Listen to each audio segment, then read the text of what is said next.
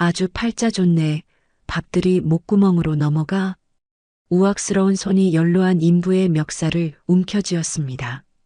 그깟 쇠 파이프 값이 내 돈보다 중요해. 금방이라도 주먹을 날릴 듯한 일촉즉발의 상황. 그때 가냘픈 현장 관리인이 조용히 다가왔습니다. 깡패들은 그녀를 비웃었지만 아무도 알지 못했습니다. 자신들이 지금 대한민국 최정예 특수부대, 인간병기라 불렸던 전설의 군인 앞에서 마지막 만찬을 즐기고 있다는 사실을. 오늘의 사연 시작합니다. H건설 공사 현장의 점심시간이었습니다. 인부들이 컨테이너 그늘 아래 모여 앉아 도시락을 펼쳐놓고 있었습니다. 오늘따라 유난히 뜨거운 햇살이 철골 위로 내리쪼이고 있었습니다. 그때 현장 입구로 검은 승용차 한 대가 급하게 들어섰습니다. 차에서 내린 건 황두식과 그의 부하 3명이었습니다. 황두식이 선글라스를 벗으며 인부들을 향해 비릿한 미소를 지으며 외쳤습니다. 아주 팔자 좋네. 밥들이 목구멍으로 넘어가. 인부들이 놀라 숟가락을 멈춘 채 고개를 들었습니다. 황두식이 성큼성큼 다가와 한 인부의 식판을 구둣발로 걷어찼습니다. 쨍그랑 소리와 함께 밥알과 반찬이 흙바닥 위로 처참하게 흩어졌습니다. 황두식은 만족스러운 듯 입맛을 다시며 말했습니다. 이번 달은 왜 이렇게 조용해? 내 돈 설마 떼어먹을 생각은 아니지? 가장 연로한 박 반장이 자리에서 일어나며 떨리는 목소리로 말했습니다. 황 사장님, 그게 아니라 이번 달은 자재비가 워낙 빠듯해서 숨 돌릴 틈도 없었습니다. 제발 한 번만. 뭐라고? 황두식이 박 반장의 멱살을 거칠게 움켜쥐었습니다. 박 반장의 늙고 주름진 얼굴이 순식간에 붉게 달아올랐습니다. 이 영감탱이가 보자 하니까 그깟 쇠 파이프 값이 내 돈보다 중요해?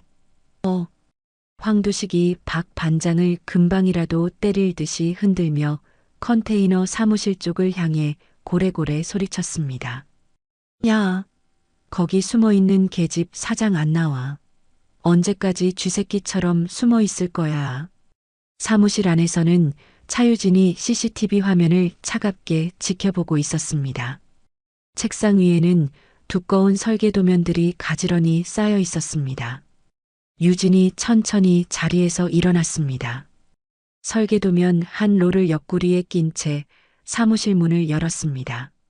컨테이너 계단을 내려오는 유진의 발걸음이 철판 위에서 또각또각 날카롭게 울렸습니다. 황두식이 유진의 마른 체형과 감정 없는 얼굴을 위아래로 훑어보며 코웃음을 쳤습니다. 푸아, 이게 뭐야? 이런 애송이가 사장이라고? 너 같은 계집애가 뭘 알아? 부하들이 기다렸다는 듯이 키득거리며 웃었습니다. 황두식이 손을 휘휘 내저으며 경멸하듯 말했습니다. 어이 아가씨, 여긴 너 같은 애가 끼어들 때가 아니야. 험한 꼴 보기 싫으면 사무실에 처박혀서 커피나 타. 유진이 황두식의 눈을 피하지 않고 똑바로 응시했습니다. 황두식이 그 서늘한 시선에 저도 모르게 움찔했지만 이내 자존심이 상한 듯 버럭 소리쳤습니다. 뭘 꼬라봐? 눈 안 깔아. 황두식이 분풀이하듯 다시 박 반장을 향해 주먹을 치켜들었습니다. 그때 유진이 조용하지만 얼음장처럼 차가운 목소리로 말했습니다. 현장 내 폭력 행위는 산업안전보건법 위반입니다. 황두식이 어이가 없다는 듯이 귀를 후비며 되물었습니다. 뭐? 산업안전? 푸아. 야, 들었냐? 이 계집애가 지금 우리한테 법 공부를 시키고 있네. 부하들도 배를 잡고 박장대소했습니다. 하지만 유진의 표정은 미동조차 없었습니다. 사실 차유진은 3년 전까지 707 특임대대의 중령이었습니다. 가장 믿었던 스승이자 아버지 같았던 상급자였던 그림자의 배신으로 모든 것을 잃었습니다. 불명의 저녁 후 이곳 공사장에서 세상과 담을 쌓고 살아가고 있었습니다. 유진은 밤마다 죽은 부팀장의 유품인 낡은 군번줄을 매만지며 과거의 상처를 사겨왔습니다. 더 이상 누구도 믿지 않겠다고 다짐했습니다.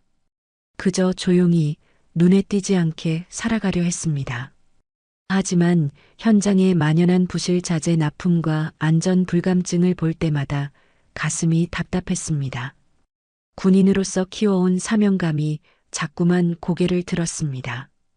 특히 박 반장이 황두식에게 주기적으로 갈취당하는 모습을 지켜보는 것은 고통이었습니다. 유진은 몇 달 전부터 조용히 증거를 수집해 왔습니다. 황두식의 협박 장면을 녹음하고 상해를 입은 인부들의 사진을 찍어뒀습니다. 언젠가 때가 오면 사용할 수 있도록 말입니다. 황두식이 경고를 비웃으며 박 반장의 얼굴을 향해 주먹을 휘둘렀습니다. 바로 그 순간 유진이 움직였습니다. 설계도면 롤을 단단히 쥐고 번개처럼 한 걸음 앞으로 나섰습니다. 퍽! 둔탁한 소리와 함께 설계도면이 황두식의 손목 관절을 정확하게 가격했습니다. 그악! 황두식이 비명을 지르며 나가떨어졌습니다. 손목을 부여잡고 바닥을 뒹굴었습니다. 방금 전까지 낄낄거리던 부하들의 얼굴이 하얗게 질렸습니다. 인부들도 숨을 죽이고 이 믿을 수 없는 광경을 지켜봤습니다. 유진이 흐트러짐 하나 없는 자세로 설계도면을 다시 옆구리에 끼우며 말했습니다. 지금 즉시 현장에서 나가십시오. 황두식이 비명을 지르며 나뒹굴자 당황한 부하들의 얼굴이 시뻘겋게 달아올랐습니다. 그중 덩치가 가장 큰 놈이 바닥에 나뒹구는 쇠 파이프를 집어들었습니다. 이 미친 계집애가 겁도 없이 우리 형님을 건드려? 다른 놈들도 누가 먼저랄 것 없이 강목과 공구를 움켜쥐며 유진을 에워쌌습니다. 살벌한 기세에 인부들이 겁을 먹고 뒷걸음질 쳤습니다. 쇠 파이프를 든 놈이 기합 소리와 함께 가장 먼저 달려들었습니다. 유진의 머리를 박살낼 기세로 쇠 파이프를 번쩍 치켜들었습니다. 유진이 가볍게 몸을 옆으로 비틀어 바람을 가르는 공격을 피했습니다. 동시에 정광석화처럼 파고들어 팔꿈치로 그놈의 명치를 정확하게 가격했습니다. 그 놈이 숨막히는 소리를 내며 고꾸라졌습니다. 쇠 파이프가 쨍그랑 소리를 내며 흙바닥에 떨어졌습니다. 그 순간 강목을 든 놈이 악을 쓰며 옆에서 달려들었습니다. 유진이 기다렸다는 듯이 재빠르게 다리를 걸어 허공의 균형을 잃게 만들었습니다. 쿵 소리와 함께 넘어진 놈의 손에서 강목을 빼앗아 가볍게 손에 쥐었습니다. 세 번째 놈이 스패너를 휘두르며 덤벼들었습니다. 유진이 근처에 쌓여있던 철근 더미 뒤로 유유히 몸을 숨겼습니다. 어디 갔어? 당장 안 나와. 이 계집애야. 놈이 철근 더미 사이를 허둥지둥 헤매는 사이 유진이 안전 로프를 집어들었습니다. 순식간에 올가미를 만들어 어둠 속에서 튀어나와 놈의 목에 정확히 걸었습니다. 컥. 숨이 막힌 놈이 스패너를 놓치고 목을 부여잡은 채 바닥에 쓰러졌습니다. 유진이 로프를 풀어주자 놈은 연신 콜록거리며 가쁜 숨을 몰아쉬었습니다. 그 모습을 본 황두식이 분노로 얼굴이 일그러진 채 달려들었습니다. 이 미친년이 네가 감히 내 부하들을. 핏발선 눈으로 주먹을 휘두르며 유진에게 덤벼들었습니다. 유진이 바닥에 있던 모래 포대자루를 발끝으로 가볍게 툭 차서 터뜨렸습니다. 퍼석 하는 소리와 함께 모래가 황두식의 얼굴 정면으로 확 뿌려졌습니다. 내 눈. 아무것도 안 보여. 황두식이 두 눈을 비비며 허우적거렸습니다. 유진이 그 틈을 놓치지 않고 다가가 황두식의 어깨를 붙잡았습니다. 정확한 각도로 비틀자 뚜둑 하는 끔찍한 소리와 함께 어깨가 탈골되었습니다. 으악! 황두식이 바닥에 주저앉으며 고통스럽게 절규했습니다. 잠시 후 현장은 처참했습니다. 부하들은 모두 쓰러져 신음하고 있었습니다. 인부들이 멀찍이서 입을 떡 벌린 채 그 광경을 넋 놓고 지켜봤습니다. 박 반장이 떨리는 목소리로 유진에게 다가와 말했습니다. 소장님, 이제 경찰을 불러야 하지 않을까요? 유진이 아무렇지 않게 어깨에 먼지를 털며 고개를 끄덕였습니다. 네, 그렇게 하세요. 30분 후 요란한 사이렌 소리가 현장에 울려 퍼졌습니다.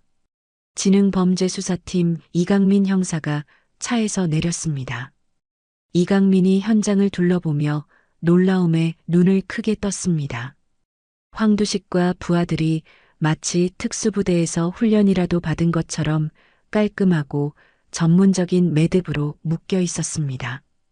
유진은 컨테이너 사무실 앞 의자에 앉아 태연하게 현장 안전일지를 작성하고 있었습니다. 마치 방금 전의 소동은 다른 세상 이야기라는 듯 차분한 모습이었습니다.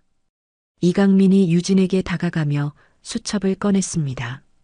현장 소장님 되십니까? 폭행 사건 신고가 들어와서 출동했습니다. 유진이 고개를 들며 무표정하게 대답했습니다. 차유진입니다. 정당방위였습니다. 정당방위요? 하지만 저 사람들 상태를 보면 이건 좀 과한데요. 이강민이 바닥에 쓰러져 끙끙 앓는 깡패들을 턱으로 가리켰습니다. 유진이 말없이 서류철에서 USB와 서류 몇 장을 꺼내 건넸습니다. 황두식 일당의 협박 녹취 파일과 그동안 피해를 본 인부들의 상해 진단서입니다. 이강민이 놀란 표정으로 USB를 받아들었습니다. 이걸 미리 다 준비해 두셨다고요? 네. 몇 달 전부터 수집한 증거입니다. 언젠가 이런 날이 올 거라고 생각했습니다. 그때 구급차에 실려가던 황두식이 발악하듯 고함을 쳤습니다. 두고 봐.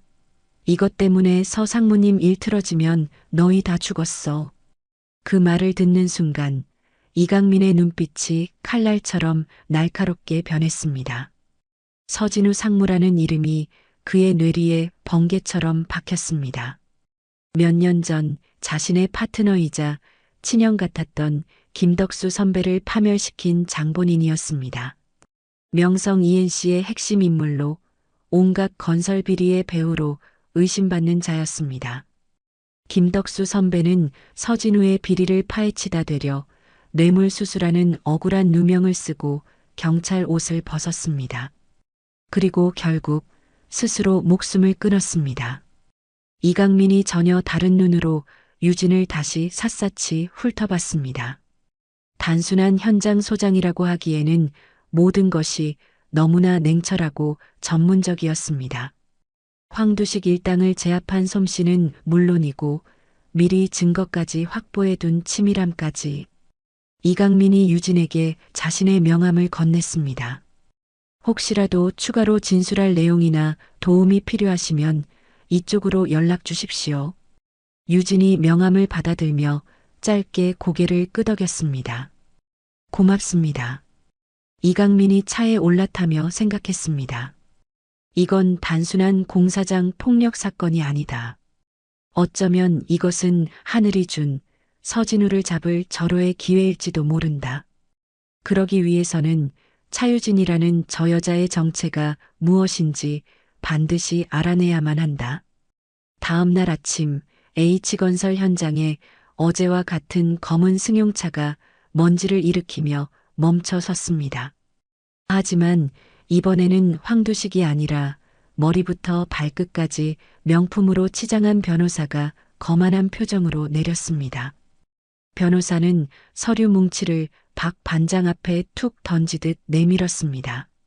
황두식 씨에 대한 특수상해 및 폭행건으로 손해배상 소송을 제기하는 바입니다. 박 반장이 떨리는 손으로 소장을 받아들었습니다. 아니, 변호사님. 우리가 뭘 잘못했다고 이런 걸 보냅니까? 먼저 와서 행패를 부린 건 그쪽인데.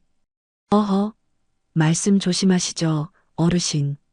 어제 황두식 씨는 순수하게 공사 진행 상황을 격려차 방문한 것뿐입니다.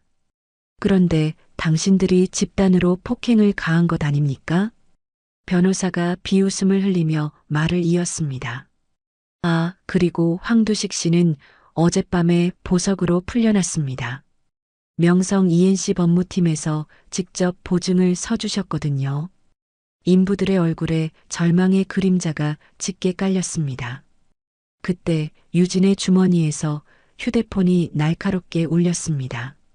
차유진 현장 소장 되십니까? 명성 ENC 본사 인사팀입니다. 유진이 전화를 받으며 조용히 사무실로 들어갔습니다. 차유진 씨, 현장 관리 소홀 및 폭력 사태 유발의 책임을 물어 징계위원회가 소집되었으니 내일 오전까지 본사로 출석하시기 바랍니다. 이상입니다. 일방적인 통보와 함께 전화가 끊겼습니다. 유진이 창밖을 내다보자 변호사가 인부들에게 손가락질하며 무언가 협박을 하고 있었습니다. 하지만 유진의 눈빛은 한치의 흔들림도 없었습니다. 오히려 불길에 기름을 부은 듯 그 눈은 더 차갑게 타오르고 있었습니다. 유진은 책상 서랍을 열었습니다. 서랍 안에는 며칠 전부터 밤을 새워가며 수집해둔 부실 자재 샘플들이 가지런히 정리되어 있었습니다. 규격 미달의 철근, 강도가 현저히 떨어지는 시멘트 조각, 교묘하게 위조된 거래 명세서까지. 유진이 샘플들을 하나씩 확인하며 라벨을 붙였습니다.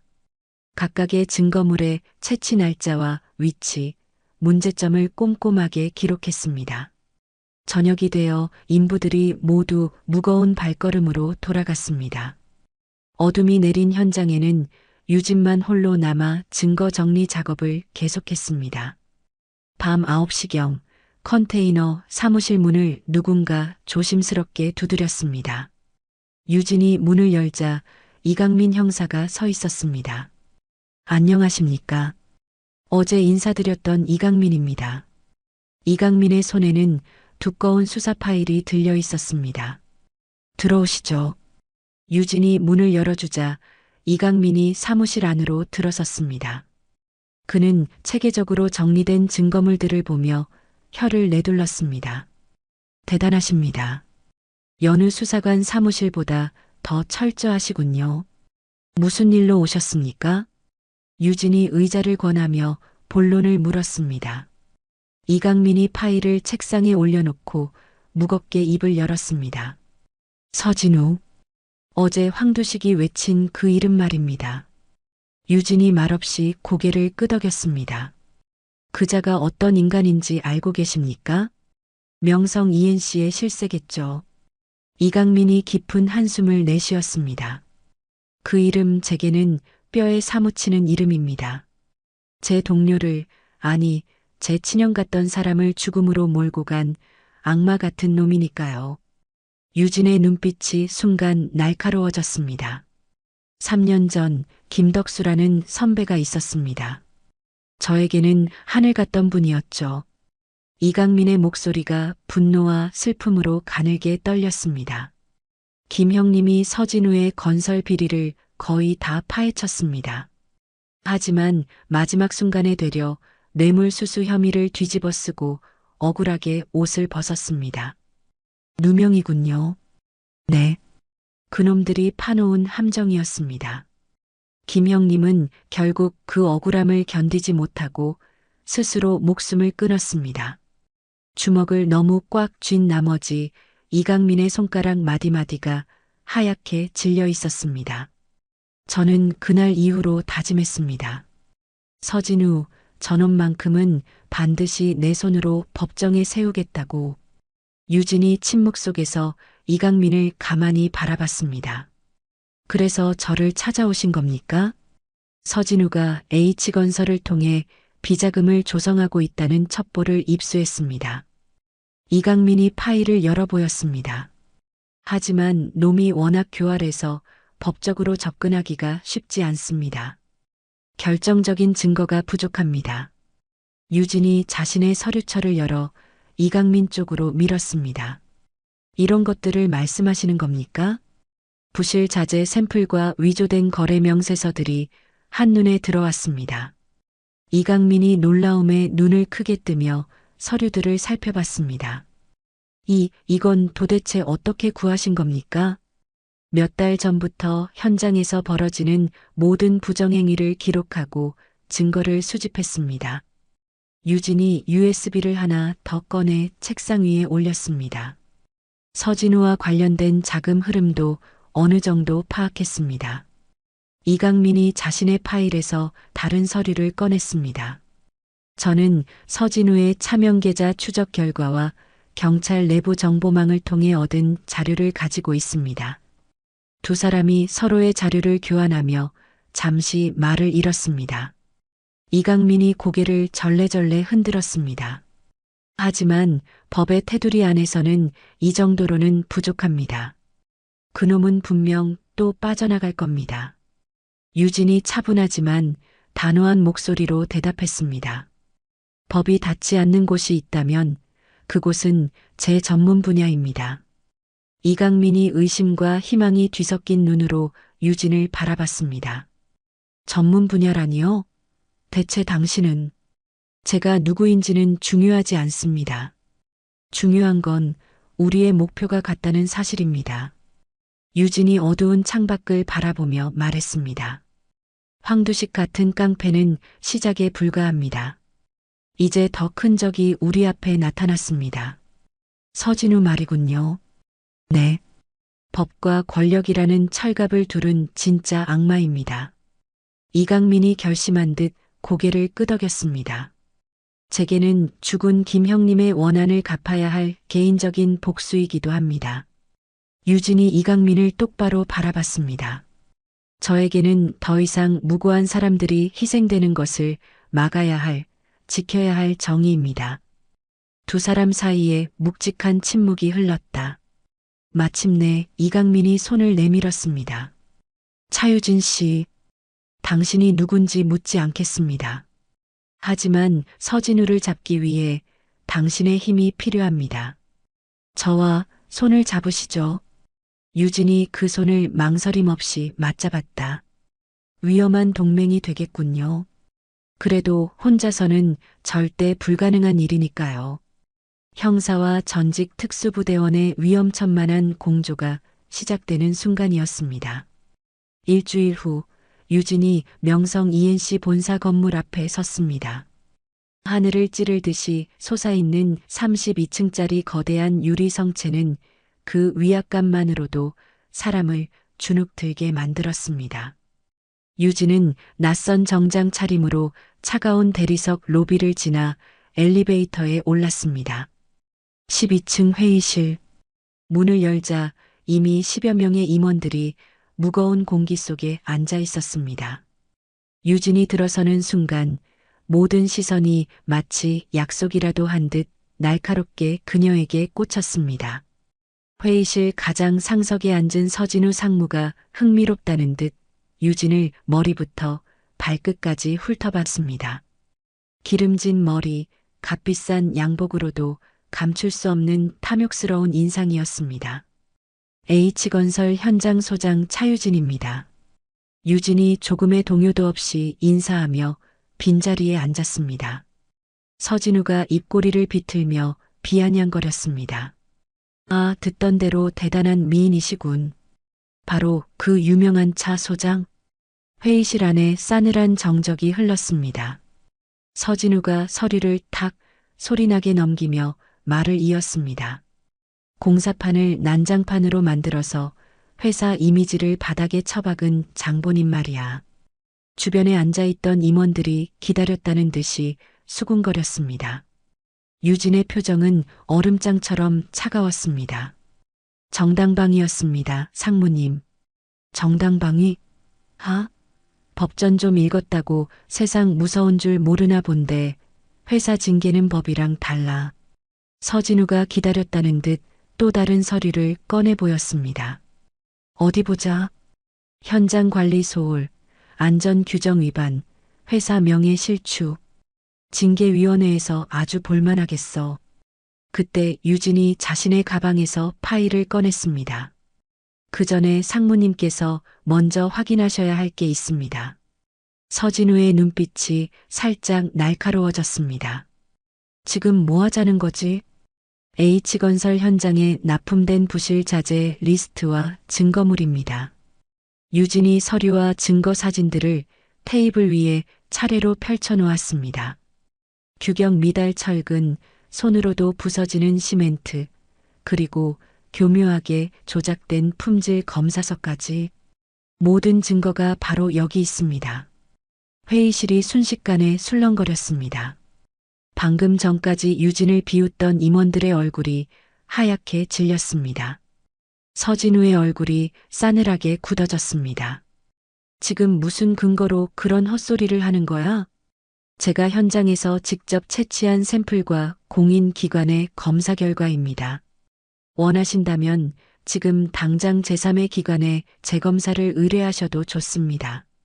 유진이 서진우의 눈을 정면으로 쏘아보며 말했습니다. 현장 관리 소홀이라고 하셨습니까? 정작 그 현장에 쓰레기 같은 자재를 납품해서 건물을 무덤으로 만들려고 한 분은 대체 누구십니까? 서진우의 관자놀이에 푸른 힘줄이 툭 튀어 올랐습니다. 오늘 회의는 여기까지 하지. 다음 주 징계위원회에서 봅시다. 서진우가 애써 분노를 억누르며 자리에서 일어났습니다. 다들 수고했어. 사람들이 눈치를 보며 허둥지둥 회의실을 빠져나갔습니다. 유진도 마지막으로 자리에서 일어났습니다. 회의실 밖으로 나온 유진이 화장실 표시를 따라 복도를 걸었습니다. 하지만 그 눈은 CCTV 위치와 비상구를 놓치지 않고 스캔하고 있었습니다. 화장실에 들어간 척하며 비상계단 문을 살짝 열었습니다. 계단 벽에 붙어 있는 건물 전체 배치도를 휴대폰으로 소리 없이 촬영했습니다. 15층 서버실 위치와 보안 시스템 배치도가 선명하게 담겼습니다. 유진은 군 시절 훈련받은 대로 모든 정보를 머릿속에 완벽하게 새겨 넣었습니다. 화장실에서 나와 엘리베이터 홀로 향했습니다. 서진우의 비서가 복사기 앞에서 부산스럽게 서류를 정리하고 있었습니다. 비서가 잠시 자리를 비운 틈을 타 유진이 그림자처럼 다가갔습니다. 비서 책상 위에 놓인 출입증. 유진의 눈이 반짝 빛났습니다. 유진은 손바닥만 한 특수 장비를 꺼내 출입증에 살짝 갖다 댔습니다. 삐빅 소리도 없이 카드 정보와 지문이 순식간에 복제되었습니다. 15층 서버실 접근 권한이 있는 마스터키였습니다.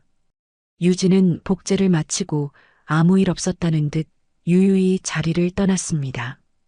그날 밤 이강민의 아지트였습니다. 각종 수사 자료와 지도가 벽을 가득 메운 작은 원룸은 담배 연기와 커피 냄새로 자욱했습니다. 이강민이 커피를 내리며 물었습니다. 오늘 회의는 어땠습니까? 그 독사 같은 놈 얼굴은 좀 보셨어요? 네. 직접 봤습니다.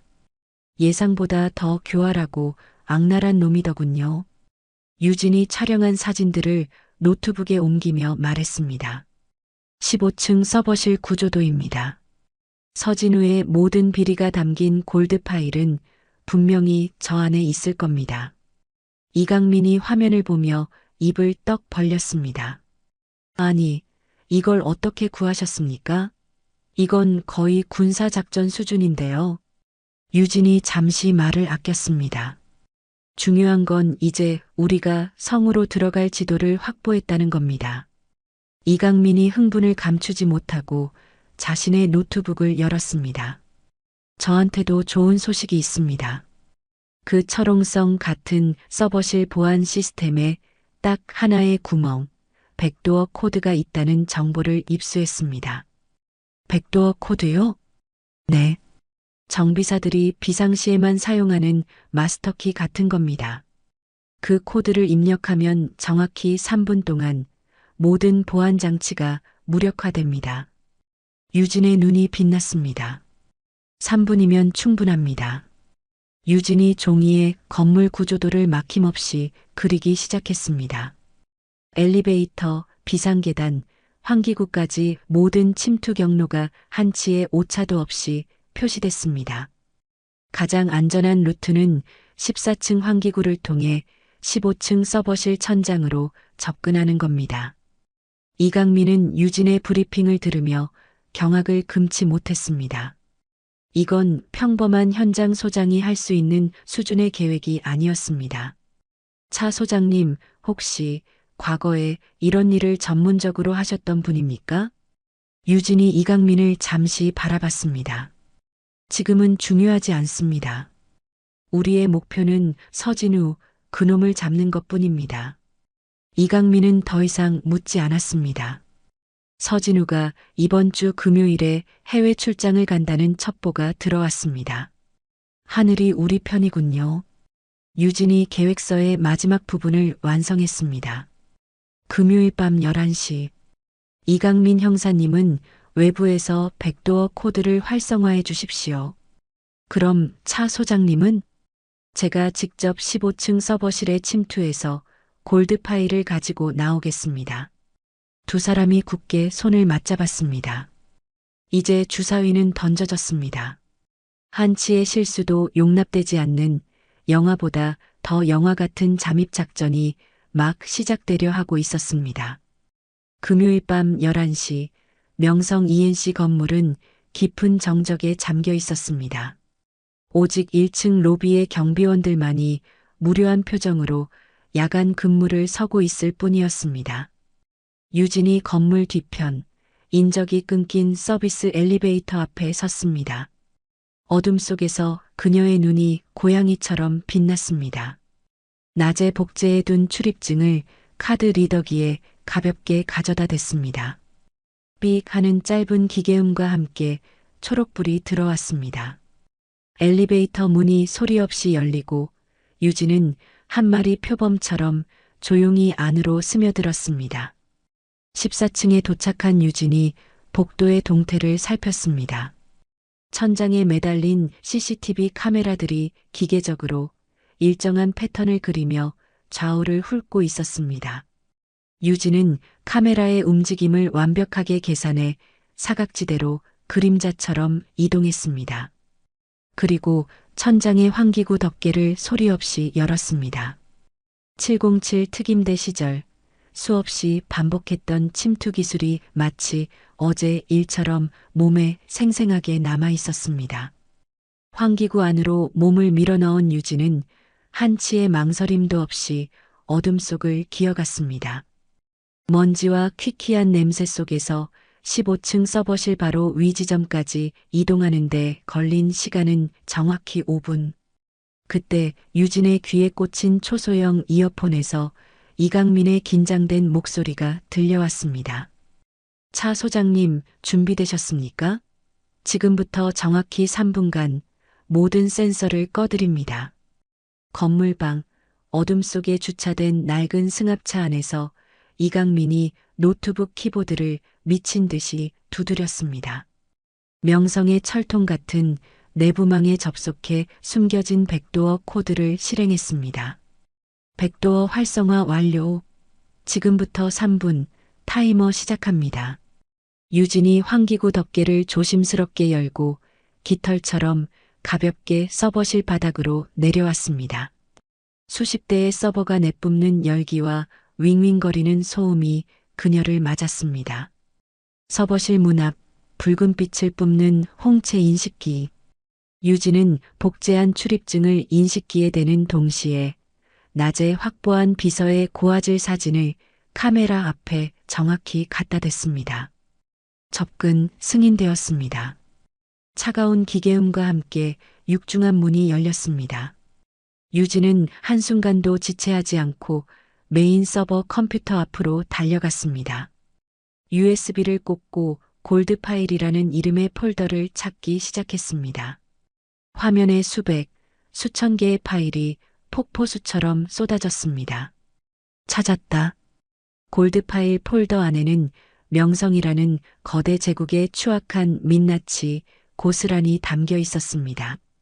천문학적인 액수의 건설 비리, 검은 돈을 세탁한 자금 흐름, 정재계를 주무른 뇌물 장부까지 다운로드 진행률을 나타내는 파란 막대가 빠르게 차오르기 시작했습니다.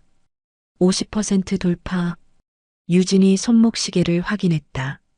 아직 1분 30초의 시간이 남아 있었다. 바로 그때 갑자기 바닥의 압력 감지 센서가 요란하게 붉은 빛을 깜빡이며 경고음을 울렸습니다. 뭐지? 유진의 미간이 좁혀졌다. 이강민의 다급한 목소리가 이어폰을 찢을 듯이 울렸습니다. 젠장, 압력 센서는 예상 못했습니다.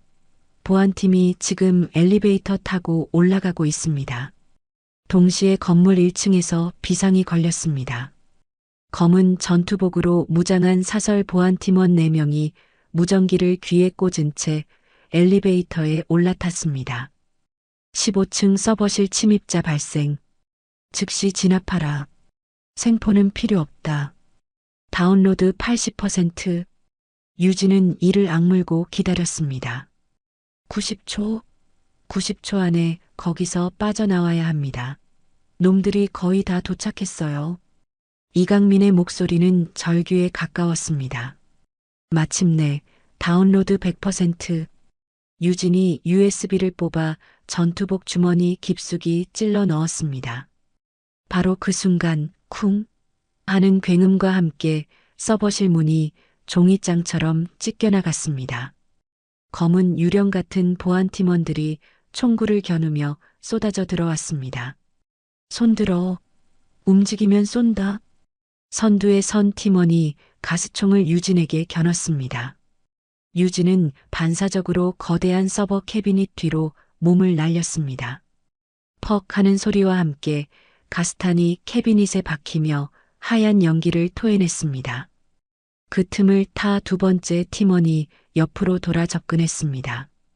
유진은 연기 속에서 튀어나와 그의 손목을 낚아채 비틀어 버렸습니다. 으악! 비명과 함께 무기가 바닥에 떨어졌습니다. 유진은 그가 떨어뜨린 가스총을 집어들어 다른 팀원들을 향해 망설임 없이 발사했습니다. 세 번째 팀원이 뒤에서 덮쳐왔지만 유진은 이미 예상했다는 듯 몸을 돌려 그의 다리를 걸어 넘어뜨렸습니다. 마지막 남은 팀원이 전기 충격봉을 휘두르며 달려들었습니다. 유진은 그의 팔을 잡아 그대로 어깨 관절을 꺾어버렸습니다. 크악! 눈 깜짝할 사이에 모든 보안팀원이 바닥에 쓰러져 신음했습니다. 유진은 지체 없이 서버실 창문을 향해 달렸습니다. 허리에 차고 있던 소형 와이어 건을 꺼내 들었습니다.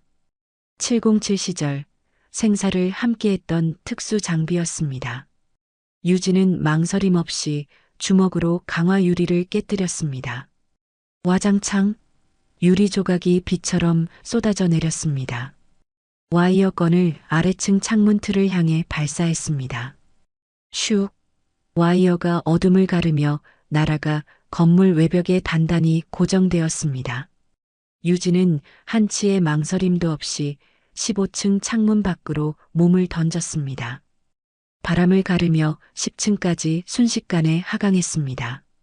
건물 뒤편 주차장에 소리 없이 착지한 유진은 그대로 어둠 속으로 사라졌습니다. 멀리서 이강민의 낡은 승합차 헤드라이트가 그녀를 향해 깜빡였습니다. 그 시각 싱가포르의 최고급 호텔 스위트룸. 서진우가 막 샤워를 마치고 나왔을 때 그의 휴대폰이 광적으로 울려댔습니다. 뭐라고? 서버실이 뚫려? 서진우의 얼굴에서 핏기가 가셨습니다. 네, 상무님. 골드 파일이 유출됐을 가능성이 매우 높습니다. 이런 시발. 서진우가 호텔 방안을 미친 사자처럼 어슬렁거렸습니다. 절대 경찰에 신고하지 마. 조용히 우리 방식으로 처리한다. 알겠습니다, 상무님. 그 계집애 쥐새끼 한 마리라도 살려두지 마. 반드시 찾아서 흔적도 없이 처리해. 그리고 골드 파일 반드시 회수해와. 전화를 끄는 서진우가 통유리 창밖으로 펼쳐진 화려한 야경을 노려봤습니다. 그의 손에 들린 와인잔이 분노를 이기지 못하고 빠지직 소리를 내며 금이 갔습니다. 승합차 안. 유진은 USB 안에 골드 파일이 안전한 것을 확인했습니다. 이강민이 피 냄새를 맡은 상어처럼 긴장된 얼굴로 운전하며 물었습니다. 이제 어떻게 해야 합니까? 유진이 백미러를 통해 뒤를 돌아봤습니다. 어둠 속에서 여러 대의 검은 승용차들이 살기를 뿜으며 미친 듯이 따라오고 있었습니다. 이제부터가 진짜 시작이네요. 유진과 이강민의 목숨을 건 질주가 막 시작되는 순간이었습니다. 안전가옥은 서울 외곽의 낡은 단독주택이었습니다. 이강민이 몇 년 전부터 비밀리에 확보해 둔 곳이었습니다. 유진이 노트북 앞에 앉아 골드 파일을 열고 있었습니다. 화면에 끝없이 펼쳐진 수백 개의 폴더가 나타났습니다. 세상에, 건설 비리 자료만 해도 이 정도라니. 서진우, 대체 얼마나 해먹은 거야. 이강민이 유진의 어깨 너머로 화면을 들여다보며 혀를 내둘렀습니다. 가짜 거래 명세서, 검은 돈이 오고 간 차명 계좌, 유력 정치인들에게 뿌려진 후원금 리스트까지. 이 정도 증거면 서진우를 감옥에서 평생 썩게 만들고도 남겠는데요. 그때 유진이 한 폴더에서 시선을 멈췄습니다. 군납사업이라고 적힌 폴더였습니다. 이건 뭐죠? 유진의 얼굴이 순식간에 차갑게 굳어졌습니다. 화면에는 방탄복과 최신 통신 장비 납품 리스트가 빼곡하게 나열되어 있었습니다. 불량 방탄복? 그것도 707 최정예 부대 납품용이라고? 이강민이 경악하며 화면을 손가락으로 가리켰습니다. 이게 사실이라면 이건 단순히 돈 몇 푼 해먹은 수준이 아니잖아. 우리 군인들 목숨을 파리 목숨처럼 여겼다는 거 아닙니까? 유진이 마우스를 스크롤하던 손을 멈췄습니다. 파일의 가장 마지막, 최종 결제자 서명란을 보고 숨이 멎는 것 같았습니다. 코드네임 섀도우. 유진의 손이 걷잡을 수 없이 떨리기 시작했습니다. 섀도우. 3년 전 지옥의 작전 현장에서 가장 믿었던 스승이자 아버지 같았던, 그러나 결국 자신을 배신했던 가림자의 코드네임이었습니다. 차 소장님? 왜 그래요? 얼굴이 종이장처럼 하얗게 질렸는데. 이강민이 걱정스럽게 물었습니다. 유진이 입술을 피가 나도록 꽉 깨물고 파일을 더 자세히 살펴봤습니다. 3년 전부터 시작된 추악한 군납 비리의 기록들이 끝도 없이 이어졌습니다. 총알도 막지 못하는 불량 방탄복, 교신이 수시로 끊기는 결함투성이 통신 장비, 조작된 품질 검사서까지. 그 모든 서류의 마지막에는 어김없이 그림자의 승인 사인이 있었습니다. 그때 화면 아래쪽 다른 파일들과는 다른 형식의 암호화된 파티션이 하나 더 있다는 표시가 나타났습니다. HIDDENTRUTH. 즉, 유진이 파일을 열려고 했지만 화면에는 차가운 암호 입력창만 나타날 뿐이었습니다. 머릿속에 떠오르는 여러 가지 암호를 시도해봤지만 모두 실패했습니다. 이상하네요. 다른 파일들은 보안도 없이 다 열리는데 왜 이것만? 유진이 암호화 방식을 분석했습니다. 단순한 조합이 아니었습니다. 군에서 사용하는 특수 암호 체계였습니다. 이 패턴 어디서 본 것 같은데. 유진이 무심코 주머니에 손을 넣었다가 차갑고 익숙한 감촉에 멈칫했습니다. 낡은 군번줄. 3년 전 죽어가던 부팀장이 마지막 숨을 몰아쉬며 건넸던 유품이었습니다. 군번줄에 새겨진 의미를 알 수 없었던 숫자 배열. K-772109-8847- 파이널. 설마 아니겠지. 유진은 떨리는 손으로 그 숫자와 문자를 암호란에 그대로 입력했습니다. 엔터키를 누르는 순간 거짓말처럼 파일의 압축이 풀렸습니다. 안에는 단 하나의 음성 파일만 덩그러니 들어 있었습니다. 유진이 재생 버튼을 눌렀습니다. 소령님, 만약 이 녹음을 듣고 계시다면. 지직거리는 소음과 함께 너무나도 그리웠던 부팀장의 목소리가 흘러나왔습니다. 유진의 눈에서 뜨거운 눈물이 뺨을 타고 흘러내렸습니다. 3년 전 중동의 작전 지역에서 들었던 그의 마지막 목소리였습니다. 그 순간 유진의 머릿속에 3년 전의 기억이 지옥도처럼 펼쳐졌습니다. 온 세상을 집어삼킬 듯한 모래바람이 휘몰아치던 중동의 작전 현장.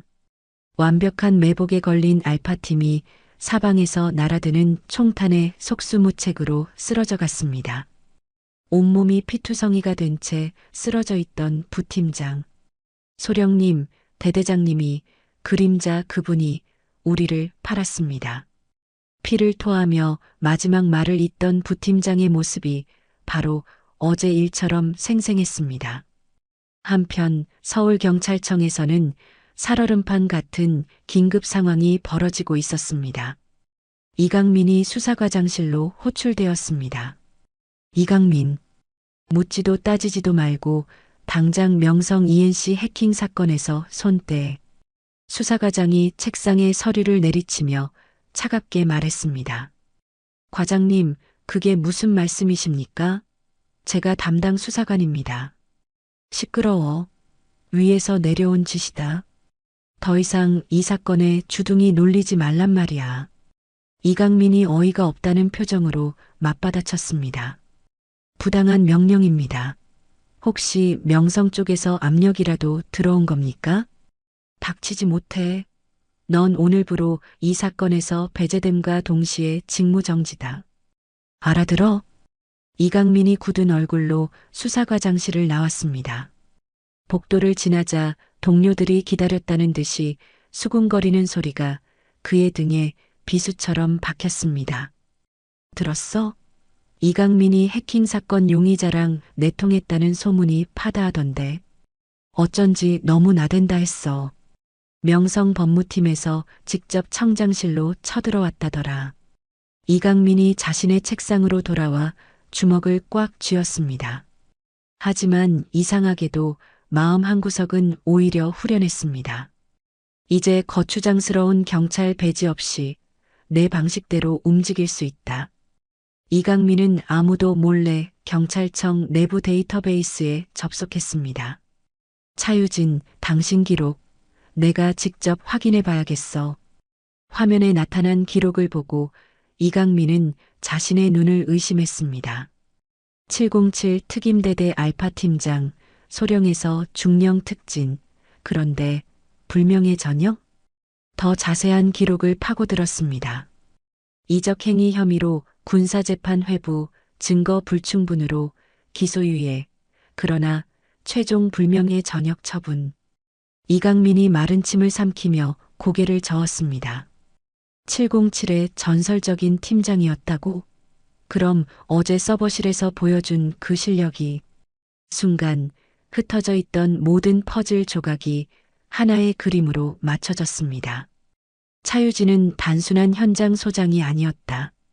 거대한 국가적 비리의 한복판에서 모든 것을 잃어버린 버려진 영웅이었다. 이강민이 급하게 유진에게 전화를 걸었습니다. 하지만 유진의 휴대폰은 싸늘하게 꺼져 있었습니다. 대신 방금 도착한 문자 메시지가 있었습니다. 이강민 형사님, 이제 모든 진실을 알 것 같습니다. 3년 전 제가 당한 배신과 지금의 이 사건은 모두 하나의 뿌리에서 시작되었습니다. 이건 이제 당신의 사건이 아닙니다. 이건 제 전쟁입니다. 첨부 파일을 확인하십시오. 당신은 당신의 목표인 서진우만 잡으면 됩니다. 마이너스 차유진. 이강민이 첨부 파일을 열었습니다. 군납 비리와 관련된 자료의 일부였습니다. 서진우와 그림자라는 인물 사이에 오고 간 검은 거래 기록이 상세하게 담겨 있었습니다. 이강민이 텅 빈 사무실에서 혼자 중얼거렸습니다. 차유진, 당신 대체 정체가 뭐야? 그 순간 안전가옥에서 유진이 조용히 노트북을 닫았습니다. 부팀장의 군번줄을 심장처럼 꽉 쥐고 자리에서 일어섰습니다. 그녀의 눈은 3년 전 모든 것을 잃었던 그날처럼 차갑고도 뜨거운 불길에 휩싸여 있었습니다. 이제 진짜 전쟁을 시작할 시간이었습니다. 3년 전 중동 파병지 기지였습니다. 폐허가 된 도시 위로 사막의 뜨거운 모래바람이 텐트를 금방이라도 집어삼킬 듯이 울부짖고 있었습니다. 707 알파 팀장 차유진 소령이 작전 텐트 안에서 굳은 얼굴로 그림자 대령을 기다리고 있었습니다. 벽에는 목표 지점을 표시한 작전 지도가 어지럽게 붙어 있었습니다. 그때 그림자가 텐트 안으로 들어왔습니다. 세월의 흔적이 묻어나는 군복에도 감출 수 없는 50대 후반의 압도적인 카리스마를 가진 군인이었습니다. 유진아, 이번에도 네가 고생이 많다. 그림자가 익숙하게 유진의 어깨를 툭 두드렸습니다. 언제나처럼 아버지처럼 따뜻하고 믿음직한 손길이었습니다. 대령님, 다음 작전 브리핑을 받으러 왔습니다. 유진이 칼날같이 경례하며 대답했습니다. 그림자가 지도를 날카로운 눈으로 가리키며 설명을 시작했습니다. 이번 임무는 적의 수뇌부를 직접 타격해 암살하는 것이다. 우리 707의 명운이 걸린 최고난도 작전이지.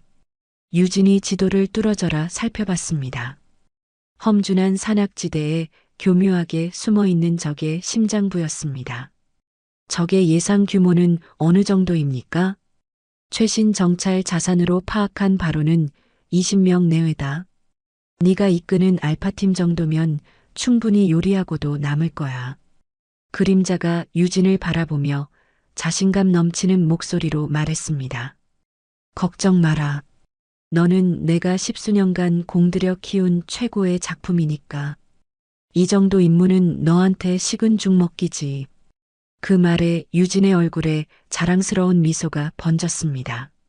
유진에게 그림자는 단순한 상관이 아니었습니다. 아버지를 대신하는 존재이자 군인으로서 가야 할 길을 알려주는 등대였습니다. 명심해라. 이번 작전의 성공 여부가 우리 부대의 미래, 아니, 대한민국의 위상을 결정한다. 알겠습니다, 대령님. 목숨을 걸고 임무를 완수하겠습니다. 작전 당일 새벽, 알파팀 정예대원 8명이 헬기에서 내려 칠흑 같은 어둠 속에서 목표 지점으로 은밀하게 이동했습니다. 유진이 부팀장 김하사와 함께 선두에 서서 한치의 오차도 없이 길을 이끌었습니다. 김하사는 유진보다 나이가 많았지만 그녀의 판단력과 리더십을 진심으로 존경하고 따랐습니다. 소령님, 뭔가 이상합니다. 김하사가 망원경으로 적의 본거지를 살피며 나직하게 말했습니다. 뭐가 이상한데? 분명 브리핑에서는 20명 내외라고 했는데 제 눈에는 아무리 적게 봐도 200명은 되는 것 같습니다. 저길 보십시오. 바위 틈마다 병력이 쫙 깔렸습니다. 유진이 김하사의 망원경을 건네받아 확인했습니다. 순간 유진의 심장이 차갑게 가라앉았습니다. 산 전체가 거대한 개미굴처럼 적들로 들끓고 있었습니다. 이럴 리가. 정보가 완전히 틀렸잖아. 유진이 즉시 무전기를 들고 본부에 다급하게 연락했습니다. 본부, 여기는 알파 팀장. 반복한다. 본부 응답하라. 적의 규모가 예상과 10배 이상 차이 난다. 이건 함정이다. 지직거리는 소음과 함께 그림자의 목소리가 들려왔습니다. 계획에 차질 없다. 그대로 진행해라. 그게 명령이다. 하지만 대령님, 이 병력으로 정면 돌파는 자살행위입니다. 전 대원의 목숨이 현 위치를 사수하라. 그게 너에게 내리는 마지막 명령이다. 뚝. 그 말을 끝으로 통신이 갑자기 끊겼습니다. 유진이 몇 번이고 다시 호출했지만 무전기에서는 차가운 침묵만이 흘러나왔습니다. 무전기가 고장 난 건가? 김하사가 자신의 무전기로도 시도해봤지만 결과는 마찬가지였습니다. 바로 그 순간 사방에서 지옥의 불꽃이 터져 나왔습니다. 적들이 알파팀을 완벽하게 포위하고 있었습니다. 매복이다. 전원 엄폐해. 유진이 비명처럼 외쳤습니다. 팀원들이 총알이 비처럼 쏟아지는 바위 뒤로 몸을 숨겼습니다. 사실 그림자는 명성 ENC와 추악한 거래를 맺은 상태였습니다. 신형 무기의 실전 성능을 테스트한다는 명목하에 가장 아끼던 제자였던 유진과 알파팀을 사지로 몰아넣은 것이었습니다. 심지어 적들이 사용하는 무기조차 명성을 통해 밀매된 한국산 무기였습니다. 그림자는 아군과 적군 양쪽 모두에게 돈을 받고 있었습니다. 치열한 교전이 계속됐습니다. 알파팀은 숫자상 절대적인 열세 속에서도 괴물 같은 실력으로 버텨냈습니다. 김하사가 유진의 옆에서 숨 쉴 틈 없이 방아쇠를 당기며 외쳤습니다. 소령님, 이상합니다. 적들이 마치 우리가 어디 숨어 있는지 다 아는 것처럼 정확하게 쏘고 있습니다. 나도 느끼고 있어. 누군가 우리 좌표를 통째로 넘긴 것 같아. 그때 적이 던진 수류탄 한 발이 포물선을 그리며 유진의 머리 위로 날아왔습니다. 김하사가 그것을 발견한 것은 거의 동시였습니다. 소령님, 위험합니다. 김하사가 유진을 거칠게 밀어내는 동시에 자신의 몸을 수류탄 위로 던졌습니다. 귀를 찢는 폭발음과 함께 김하사의 몸이 공중으로 떠올랐다가 피투성이가 되어 바닥으로 곤두박질 쳤습니다. 김하사. 유진이 절규하며 김하사를 부축했습니다. 김하사의 가슴에서는 붉은 피가 분수처럼 솟구쳐 나왔습니다. 소령님, 저는 틀렸습니다. 김하사가 가슴 주머니에서 피에 젖은 자신의 군번줄을 꺼냈습니다. 사시나무처럼 떨리는 손으로 유진에게 건넸습니다. 이걸 반드시. 무슨 소리야? 정신 차려. 같이 살아서 돌아가야지. 김하사가 마지막 힘을 다해 유진의 손을 꽉 잡았습니다. 대대장님이 그림자 그분이 우리를 팔았습니다. 뭐라고? 녹음 파일이 군번줄에 반드시. 김하사의 목소리가 점점 희미해졌습니다. 마지막 한마디를 더 하려다 그대로 숨이 끊어졌습니다. 유진이 김하사의 축 늘어진 몸을 붙잡고 흔들었지만 이미 늦었습니다. 뜨거운 눈물이 뺨을 타고 모래바닥으로 뚝뚝 떨어졌습니다. 남은 팀원들도 하나둘씩 영웅처럼 쓰러져 갔습니다. 유진은 악기처럼 마지막까지 저항했지만 결국 사방이 적으로 포위당했습니다. 더 이상의 무의미한 희생을 막기 위해 유진은 피 묻은 입술을 깨물며 항복을 선언했습니다. 전원 사격 중지. 항복한다. 유진이 총을 버리고 두 손을 머리 위로 들었습니다. 살아남은 두 명의 팀원도 처참한 얼굴로 그 뒤를 따랐습니다. 한국으로 돌아온 후 그림자는 모든 죄를 유진에게 뒤집어 씌웠습니다. 유진이 적에게 군사 기밀을 넘기고 제 살 길을 위해 투항했다는 파렴치한 내용의 거짓 보고서가 작성되었습니다.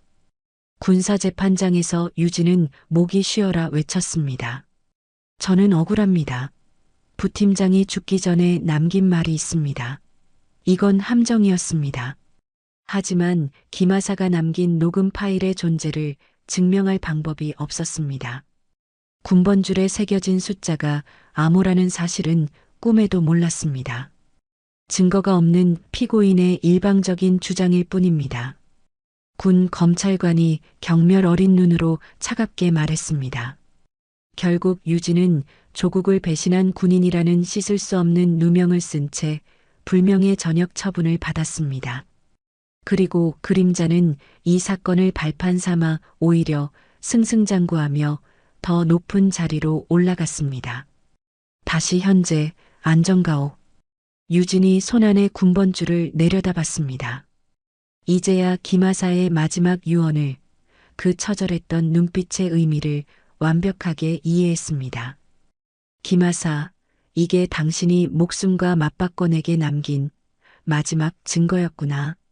유진의 눈에서 슬픔 대신 차가운 분노와 강철 같은 결의가 이글거리며 타올랐습니다. 이제부터 시작될 복수는 오직 그녀 자신만을 위한 것이 아니었습니다. 유진이 부팀장의 군번줄에 새겨진 차가운 숫자를 다시 한번 확인했습니다. K-772109-8847- 노트북 화면에 암호 입력란에 한자 한자 떨리는 손으로 입력했습니다. 엔터키를 누르자 굳게 닫혀있던 마지막 파티션이 소리 없이 열렸습니다. 그 안에는 기마사체 종록음, mp3라는 이름의 파일 하나만 덩그러니 놓여 있었습니다. 유진이 마른 침을 삼키며 재생 버튼을 눌렀습니다. 지직거리는 잡음과 함께 너무나도 그리웠던 김하사의 목소리가 흘러나왔습니다. 소령님, 만약 이 녹음을 듣고 계시다면 저는 이미 이 세상 사람이 아니라는 뜻이겠죠. 유진의 눈에서 기어이 뜨거운 눈물이 흘러내렸습니다. 어젯밤 잠이 오지 않아 바람을 쐬러 나갔다가 대대장님의 전화통화를 우연히 들었습니다. 듣지 말았어야 했는데 녹음은 계속됐습니다.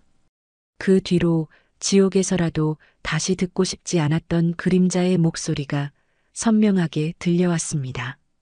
내일 작전에서 알파팀을 완벽하게 고립시켜 명성에서 개발한 신형 무기 테스트 데이터가 반드시 필요하거든.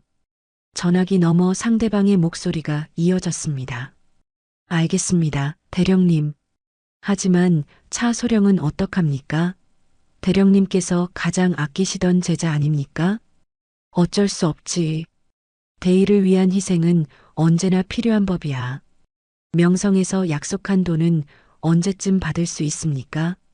거래만 성공적으로 끝나면 즉시 자네 계좌로 입금될 걸세. 10억 결코 작은 돈이 아니지. 유진이 분노로 부르르 떨리는 주먹을 꽉 쥐었습니다. 모든 것이 거짓이었습니다. 아버지라 믿었던 사람의 잔인한 민낯이 드러나는 순간이었습니다. 녹음 파일을 다 들은 유진이 망설임 없이 이강민에게 전화를 걸었습니다. 이 형사님, 판을 뒤집을 결정적인 증거를 찾았습니다. 정말입니까? 그게 뭡니까? 제 부팀장이 목숨과 맞바꾼 녹음 파일입니다. 그림자와 서진우가 내일 밤 폐쇄된 군부대에서 마지막 거래를 합니다. 불량 방탄복 마지막 납품건입니다. 유진이 파일과 함께 위치 정보를 전송했습니다. 경기도 파주에 있는 폐쇄된 부대 창고입니다. 밤 11시에 만나기로 약속했습니다. 이강민이 파일을 전송받아 내용을 확인하며 경악을 금치 못했습니다. 이 녹음 파일, 전부 진짜네요? 네. 제 부팀장이 목숨을 걸고 제게 남긴 마지막 유언입니다. 이강민은 한순간도 지체하지 않고 곧장 광역수사대 박 총경을 찾아갔습니다. 박 총경은 경찰 내에서도 대쪽같기로 소문난 60대 후반의 원칙주의자였습니다. 총경님, 긴급히 드릴 말씀이 있습니다. 박 총경이 두꺼운 안경 너머로 이강민을 쳐다보며 무뚝뚝하게 대답했습니다. 이강민이 자네, 지금 직무정지 상태 아닌가? 여긴 어쩐 일이야? 그래서 더더욱 총경님께 와야만 했습니다. 이걸 한번 들어보십시오. 이강민이 김하사의 녹음 파일을 재생했습니다. 파일이 재생되는 동안 박 총경의 얼굴이 돌처럼 굳어졌습니다. 이게 사실이라면 군 최고위 간부와 대한민국 최고 대기업이 손을 잡고 나라를 팔아먹은 거 아닌가.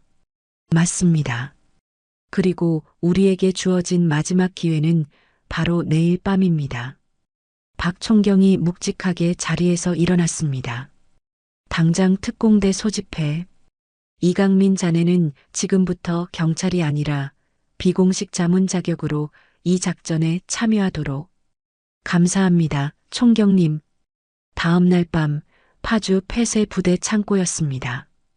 어둠과 적막만이 가득한 창고 앞으로 검은 승용차 2대가 소리 없이 멈춰 섰습니다. 그림자와 서진우가 차에서 내렸습니다. 창고 안에는 산더미처럼 쌓인 불량 방탄복 상자들이 그들을 기다리고 있었습니다. 이게 마지막 납품분이군요. 그동안 수고 많으셨습니다.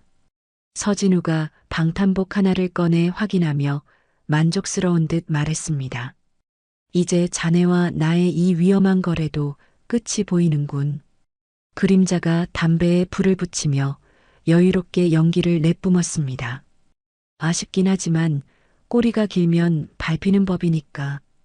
바로 그때 창고 입구에 짙은 어둠 속에서 또각, 또각 구둣발 소리가 울려 퍼졌습니다.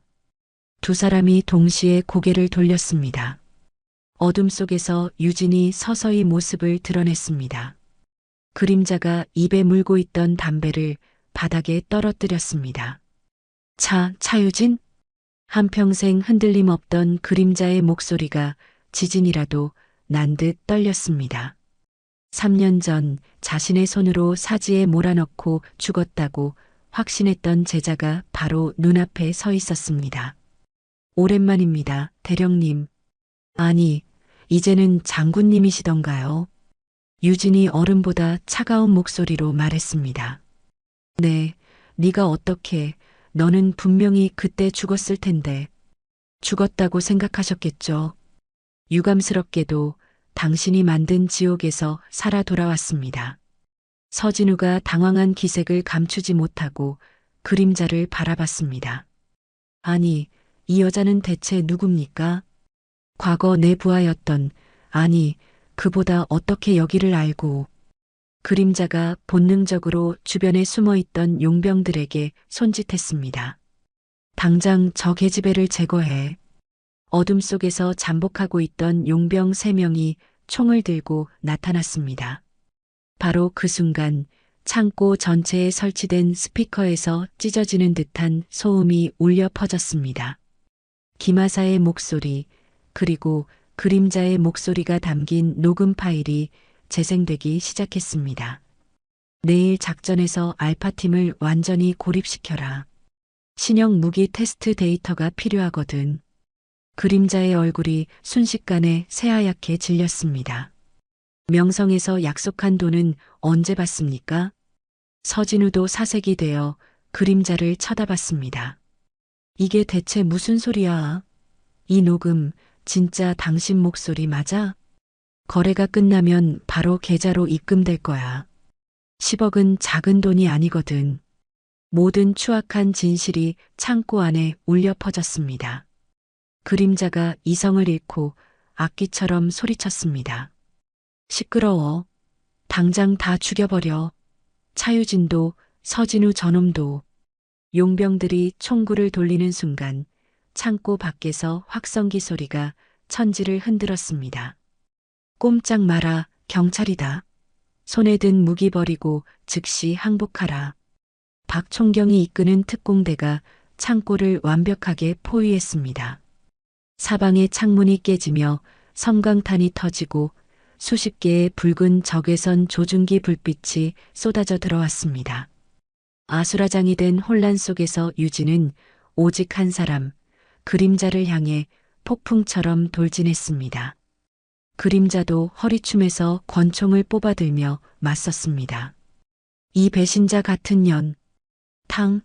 그림자가 총을 발사했습니다. 유진은 짐승 같은 감각으로 몸을 옆으로 굴려 총알을 피했습니다. 두 사람은 맨손으로 뒤엉켜 격렬한 격투를 벌였습니다.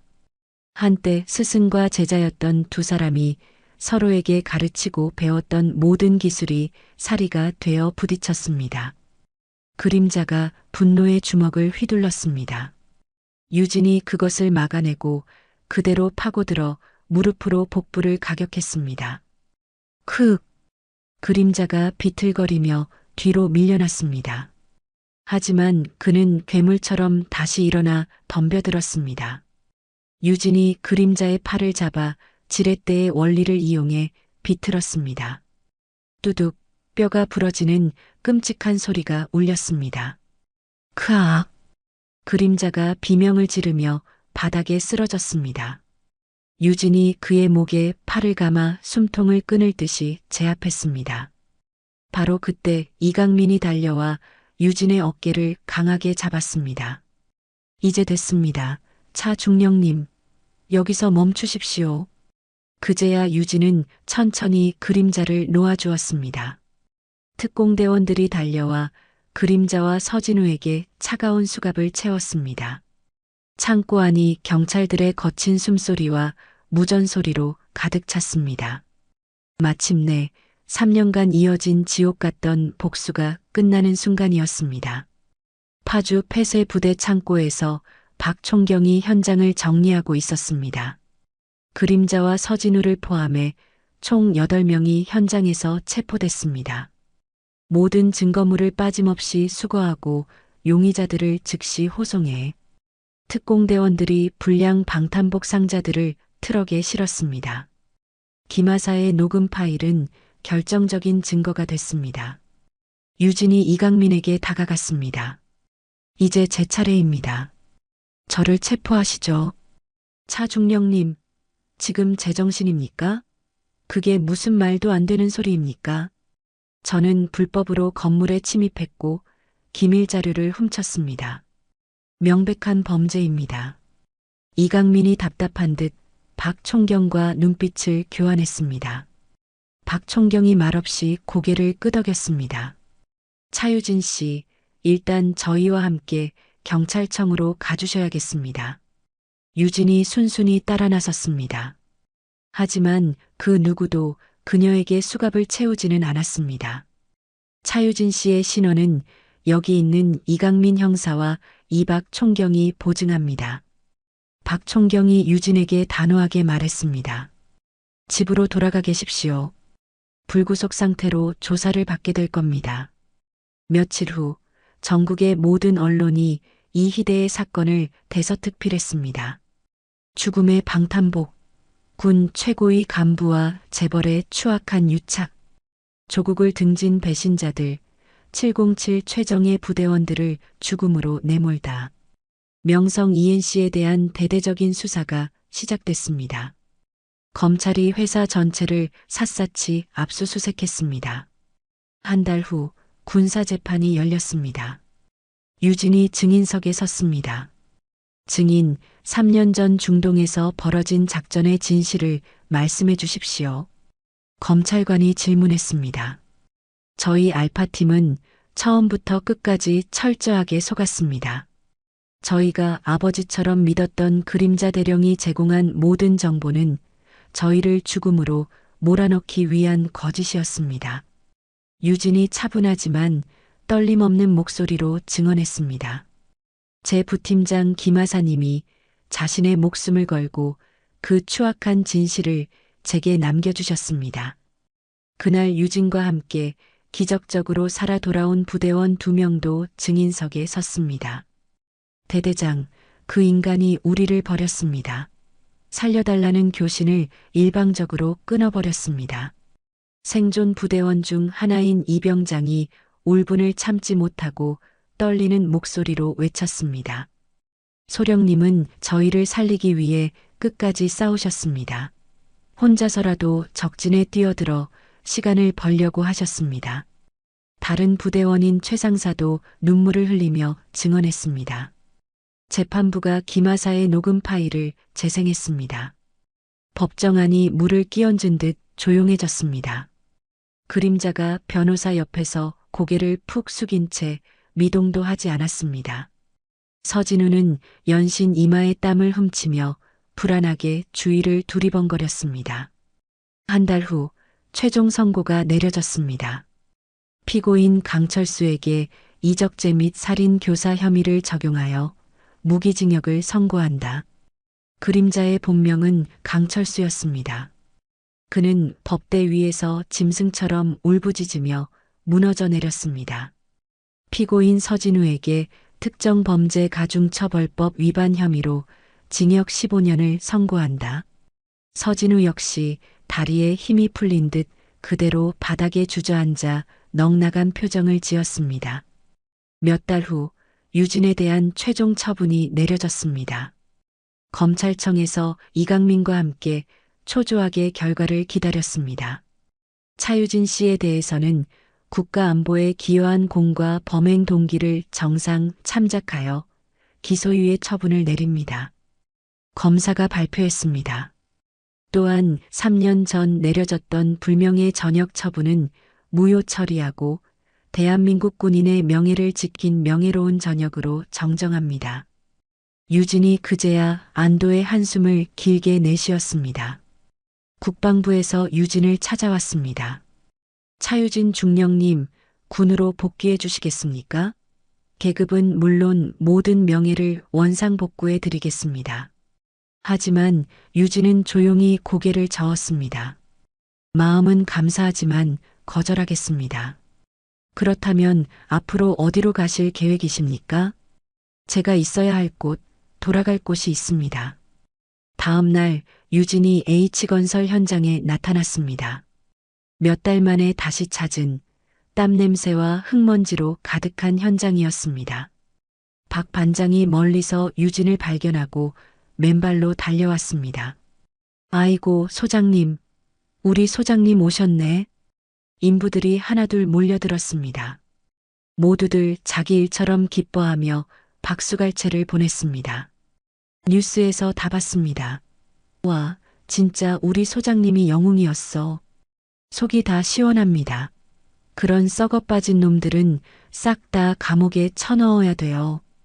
유진이 쑥스러운 듯 손을 저으며 웃었습니다. 과찬이십니다. 다들 잘 지내셨어요? 그동안 공사는 어떻게 됐습니까? 그럼요. 거의 다 올라갔습니다. 소장님 오시기만 목 빠지게 기다렸지요. 박 반장이 자랑스럽게 거의 완성된 건물을 가리켰습니다. 유진이 건물 기초 골조가 막 세워진 부분으로 걸어갔습니다. 주머니에서 기마사의 낡은 군번줄을 꺼냈습니다. 아직 굳지 않은 콘크리트 틈 사이에 유진은 군번줄을 조용히 묻었습니다.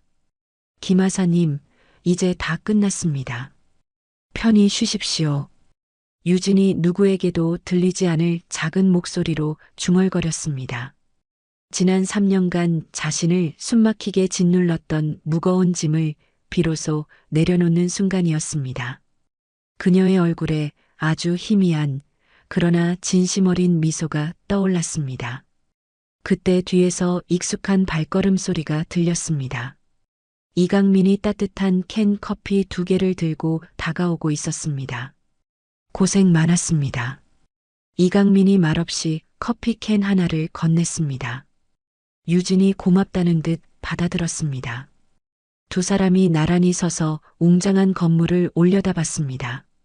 거대한 크레인이 마지막 자재를 하늘 위로 올리고 있었습니다. 이제 정말 모든 게 끝났군요. 이강민이 조용히 말했습니다. 아니요. 이제부터가 진짜 시작이죠. 유진이 나지막이 대답했습니다. 빼앗겼던 제 삶을 되찾는 새로운 시작 말입니다. 두 사람은 한동안 말없이 따뜻한 커피를 마셨습니다. 건물이 하늘을 향해 한층 굳건하게 올라가는 모습을 조용히 지켜봤습니다. 길고 길었던 복수는 끝났고 감춰졌던 진실은 마침내 세상에 드러났습니다. 이제 유진에게는 평범하지만 그래서 더 소중한 새로운 일상이 기다리고 있었습니다. 1년 후 H건설의 신축 빌딩이 마침내 완공됐습니다. 32층 높이의 건물이 도시 스카이라인을 우아하게 장식했습니다. 건설업계에서는 이 건물을 안전 시공의 모범 사례라고 평가했습니다. 단 한 건의 안전사고도 없이 완공된 기적 같은 현장이었습니다. 차유진은 H건설의 정식 현장 소장으로 정규 채용됐습니다. 업계에서 그녀의 명성은 날로 높아졌습니다. 차 소장이 맡은 현장은 무조건 믿고 맡길 수 있어 건설 관련 업체들 사이에서 유진은 신뢰의 상징이 됐습니다. 원칙주의와 카리스마를 겸비한 관리자로 인정받았습니다. 박 반장은 정규직 팀장으로 승진했습니다. 새 명함을 받아든 박 반장이 감격에 겨워 눈시울을 붉혔습니다. 소장님, 이게 다 소장님 덕분입니다. 제가 이 나이에 정규직 팀장 명함을 다 받아보네요. 정말 고맙습니다. 무슨 말씀을요? 박 팀장님이 누구보다 열심히 땀 흘리신 결과입니다. 유진이 박 팀장의 어깨를 따뜻하게 두드렸습니다. 현장 한쪽에서 황두식이 현란한 솜씨로 용접 작업을 하고 있었습니다. 1년 전 유진에게 속수무책으로 제압당했던 바로 그 황두식이었습니다. 지금은 현장에서 가장 성실하고 기술 좋은 용접 기사로 일하고 있었습니다. 소장님, 오늘 맡겨주신 작업 깔끔하게 끝냈습니다. 황두식이 땀으로 젖은 얼굴로 용접 마스크를 벗으며 씩씩하게 인사했습니다. 네, 수고하셨어요. 내일 오전 일찍 들어오실 수 있죠? 중요한 작업이라서요. 걱정 마십시오. 제가 맡은 부분은 칼같이 책임지고 마무리하겠습니다. 황두식의 눈빛과 태도는 1년 전과는 완전히 다른 사람이 되어 있었습니다. 사람을 믿고 진심으로 대한 유진의 방식이 거칠었던 그를 변화시킨 것이었습니다. 그때 현장 입구로 익숙한 차가 들어왔습니다. 이강민이 차에서 내려 선글라스를 쓱 올리며 유진에게 다가왔습니다. 어허, 공무집행 중입니다. H건설 안전점검 나왔습니다. 이강민이 일부러 목소리를 깔며 장난스럽게 말했습니다. 핑계는 딱 보니 달달한 믹스커피 한 잔 얻어 마시러 온 거구만 뭐. 유진이 피식 웃으며 대답했습니다. 이강민은 이번 사건의 공로를 인정받아 광역수사대로 화려하게 복귀했습니다. 계급도 경감에서 경정으로 특진했습니다. 요즘 어떠십니까? 여전히 바쁘시죠? 견딜만해요. 형사님은 어떠세요? 저야 뭐 잘 지내고 있습니다. 그런데 이강민이 잠시 말을 흐리며 망설였습니다. 뭔데요? 할 말 있으면 시원하게 하세요. 혹시 다음 주 토요일에 시간 괜찮습니까? 왜요? 김하사님 추도식이 있습니다. 이번에 부대에서 정식으로 열어준다고 연락이 왔습니다. 유진의 얼굴에서 웃음기가 사라지고 진지한 표정이 되었습니다. 당연히 가야죠. 알려줘서 고마워요. 토요일이 되자 유진이 각을 잡아 단정하게 예비군 복을 입었습니다. 가슴에는 그녀의 명예를 증명하는 여러 개의 훈장이 반짝이고 있었습니다. 국립현충원 현충탑 앞에서 추도식이 엄숙하게 열렸습니다. 김하사를 기억하는 전우들과 눈물 짓는 유가족이 참석했습니다. 유진이 김하사의 묘비 앞에 무릎을 꿇고 거수 경례를 올렸습니다. 김하사님 덕분에 모든 것을 바로잡을 수 있었습니다. 유진이 조용히 중얼거렸습니다. 이제 정말 모든 짐 내려놓고 편히 쉬십시오. 뜨거운 눈물이 볼을 타고 흘러내렸습니다. 하지만 이번 눈물은 슬픔보다 깊은 감사함의 눈물이었습니다. 한 달 후 H건설 빌딩 준공식 날이었습니다. 유진이 늘 입던 작업복 대신 단정한 검은색 원피스를 입었습니다.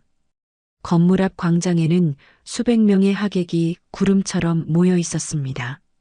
시장과 구청장, 내로라 하는 건설업계 인사들이 모두 참석했습니다. 유진이 VIP석을 확인했습니다. 곱게 한복을 차려입은 김하사의 노모와 가족들이 가장 앞자리에 앉아 있었습니다. 준공식이 시작됐습니다. 시장의 축사가 끝나고 화려한 테이프 커팅식이 열렸습니다. 이 건물은 H건설의 기술력 이전에 안정과 신뢰의 상징입니다. 유진이 마이크 앞에 섰습니다. 무엇보다 보이지 않는 곳에서 묵묵히 땀 흘려주신 우리 현장 식구들 덕분입니다. 정말 고맙습니다. 진심이 담긴 말에 우레와 같은 박수가 터져 나왔습니다. 행사가 끝난 후 김하사의 어머니가 유진에게 다가왔습니다. 주름진 70대 노인의 손이 유진의 손을 꼭 잡았습니다. 아가씨, 아니 소장님, 정말 고맙습니다. 노인의 목소리가 가늘게 떨렸습니다. 우리 아들, 우리 철수, 그 억울한 한을 이렇게 풀어줘서 정말 고맙습니다. 할머님, 유진의 눈에서도 참았던 눈물이 터져 나왔습니다. 우리 철수가 하늘에서 이걸 보고 얼마나 기뻐할꼬? 김하사님은 제 생명의 은인이자 이 나라의 영웅이었습니다. 제가 더 고맙습니다. 두 사람은 한참을 서로 부둥켜 안고 소리 없이 울었습니다. 그 모습을 지켜보던 주변 사람들도 함께 눈시울을 붉혔습니다. 모든 행사가 끝난 저녁, 유진이 혼자 건물 옥상에 올라갔습니다. 32층에서 내려다보는 도시의 야경이 보석처럼 아름다웠습니다. 형형색색의 네온 사인들이 밤을 수놓고 자동차들은 작은 불빛이 되어 개미처럼 움직였습니다. 멀리 한강이 은빛 강물처럼 고요하게 빛나고 있었습니다. 유진이 난간에 기대어 차가운 밤 공기를 깊게 들이마셨습니다. 지난 3년간 자신을 짓눌렀던 복수심과 죄책감이 연기처럼 사라지는 기분이었습니다. 더 이상 과거의 끔찍한 그림자에 얽매이지 않았습니다. 현재의 성취와 내일의 책임을 온전히 자신의 것으로 받아들였습니다. 유진의 얼굴에 비로소 진정한 평온함이 깃들었습니다. 오랜만에 느껴보는 가슴 벅찬 마음의 자유였습니다. 그때 주머니 속 휴대폰이 울렸습니다. 이강민에게서 온 문자였습니다. 오늘 정말 수고 많았습니다. 푹 쉬고 내일 현장에서 봬요. 유진이 희미하게 미소를 지으며 답장을 보냈습니다. 네. 내일 봬요, 형사님. 도시의 불빛이 그녀를 축복하듯 더욱 화려하게 반짝였습니다. 유진이 자신이 세운 건물을 내려다보며 생각했습니다. 이 건물처럼 자신도 무너졌던 자리 위에 더 단단한 기초를 다져 새롭게 세워졌다고. 더 이상 707에 버려진 중령도 복수에 미친 복수자도 아니었습니다. 그저 평범한 한 사람, 차유진이었습니다. 건설 현장에서 사람들의 안전을 책임지고 동료들과 함께 웃고 우는 평범한 사람이었습니다. 유진이 마지막으로 도시를 향해 조용히 미소 지었습니다. 진짜 새로운 인생이 바로 지금부터 시작되는 것 같았습니다. 시원한 밤바람이 살며시 불어와 유진의 머리카락을 기분 좋게 흩날렸습니다. 그녀가 엘리베이터를 타고 아래층으로 내려갔습니다. 내일 또 다른 새로운 하루가 그녀를 기다리고 있었습니다. 평범하지만 그래서 더없이 소중한 일상이 그녀를 기다리고 있었습니다. 오늘 이야기 어떠셨나요? 혹시 마지막까지 들어주신 분이 계시다면 잘 들었다고 댓글 하나만 남겨주세요. 여러분에게도 달빛 같은 순간이 찾아올 거예요. 지금까지 달빛 이야기였습니다. 더 좋은 사연으로 다시 찾아뵙겠습니다. 늘 평온한 하루 되시길 바랍니다. 감사합니다.